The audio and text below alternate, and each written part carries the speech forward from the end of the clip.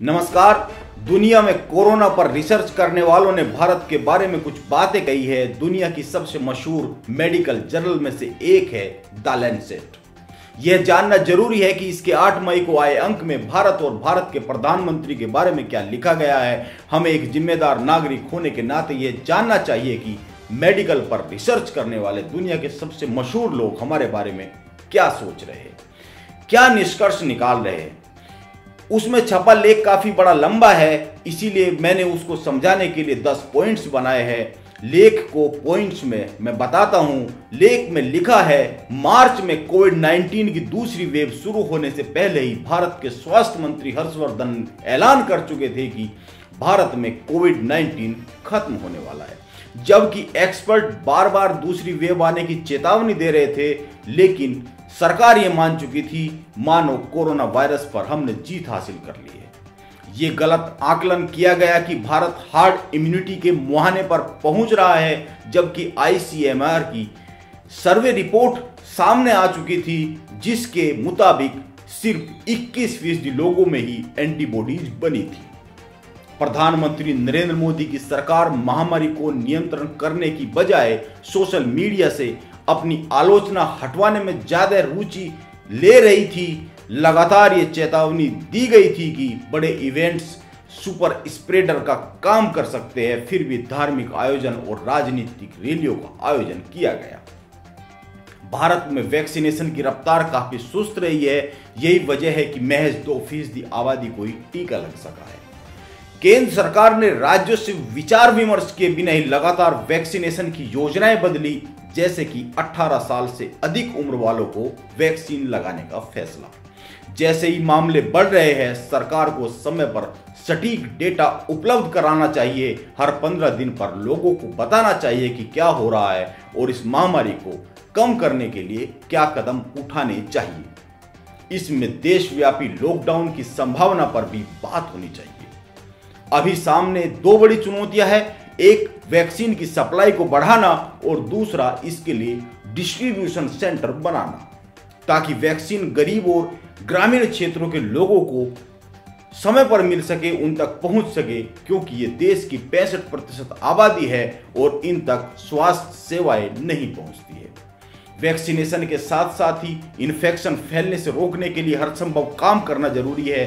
साथ ही सही डेटा सामने रखें ताकि पूरी तैयारी के साथ आगे की योजना बनाई जा सके। Institute of health matrix and evolution का अनुमान है कि भारत में 1 अगस्त तक कोविड-19 से 10 लाख मौतें हो सकती है और इस राष्ट्रीय तबाही के लिए मोदी सरकार ही जिम्मेदार होगी। मेडिकल जर्नल की इस रिपोर्ट के बाद कई लोगों का कहना है कि मोदी सरकार ने वायरस की पहली लहर के बाद ही जीत की घोषणा कर दी थी। सरकार ने देश को दुनिया भर में हंसी का पात्र बना दिया है। यह चिंता की बात है। कुछ महीने पहले तक पूरी दुनिया हमारी तारीफ कर रही थी। हमारे प्रधानमंत्री को दुनिया का सबसे अच्छा लीडर बताया जा रहा था, लेकिन स्वास्थ्य मंत्रालय और अधिकारियों की लापरवाही ने सब कुछ बर्बाद सा कर दिया है। यह देश के लिए बड़ा चिंता का विषय है। आज की दूसरी खबर यह है कि उत्तर प्रदेश में मुख्यमंत्री योगी आदित्यनाथ कह रहे हैं कि सब कुछ ठीक है, लेकिन प्रधानमंत्री नरेंद्र मोदी के एक मंत्री ने कुछ सवाल उठा दिए हैं। प्रधानमंत्री नरेंद्र मोदी के करीबी कैबिनेट मंत्री संतोष गंगवार ने योगी जी को एक चिट्ठी लिखी है। इसमें जो सवाल उठाए गए हैं उनको मैं 5 बिंदुओं में बता देता हूं। नंबर 1, केंद्रीय मंत्री संतोष गंगवार ने लिखा है, कोरोना से निपटने में उपयोग होने वाले महत्वपूर्ण इक्विपमेंट को व्यापारी संगठन ज्यादा से ज्यादा दाम में बेच रहे हैं, इसलिए प्रदेश सरकार की तरफ से इन सभी इक्विपमेंट का रेट तय किया जाएगा।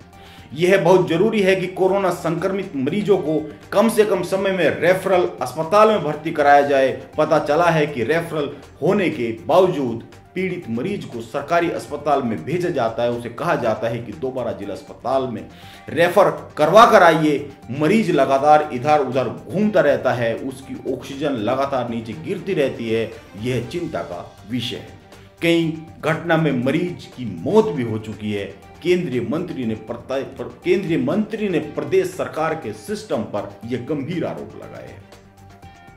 उन्होंने आगे लिखा है कि बरेली में खाली ऑक्सीजन सिलेंडर की बहुत कमी पड़ गई है। इसका मुख्य कारण है कि शहर में काफी लोगों ने ऑक्सीजन सिलेंडर अपने घरों में एहतियात के तौर पर रख लिए हैं। ऐसे घरों को चिन्हित कर बिना वजह सिलेंडर रखने वालों के खिलाफ कार्रवाई करते हुए जरूरतमंद को सुविधा पहुंचाई जाए। स्टॉक किए हुए सिलेंडरों को मनमाने दाम पर बेचा जा रहा है। उन्होंने एक और बहुत ही गंभीर आरोप लगाया है। उन्होंने लिखा है, शहर के स्वास्थ्य अधिकारी मेरा फोन नहीं उठाते हैं। मरीजों को काफी असुविधा हो रही है। बरेली के सभी प्राइवेट अस्पतालों में कोविड मरीजों को भर्ती करने की सुविधा दी जाए। वैक्सीन संबंधित सभी अस्पताल जो आयुष्मान भारत से जुड़े हुए हैं, वहां वैक्सीन के रजिस्ट्रेशन के साथ वैक्सीन उपलब्ध कराई जाए, जिससे वैक्सीन लगवाने वाले व्यक्ति ज्यादा से ज्यादा लाभ ले सके और कोविड-19 महामारी से बचा जा सके। केंद्रीय मंत्री ने अपने पत्र में साफ लिखा है कि उन्होंने डीएम को भी सुझाव दिए थे, लेकिन उन्होंने कुछ नहीं किया। उन्होंने लिखा है 7 पॉइंट्स में बरेली के डीएम को सुझाव दिए गए थे, लेकिन उन पर उन्होंने कोई ध्यान नहीं दिया।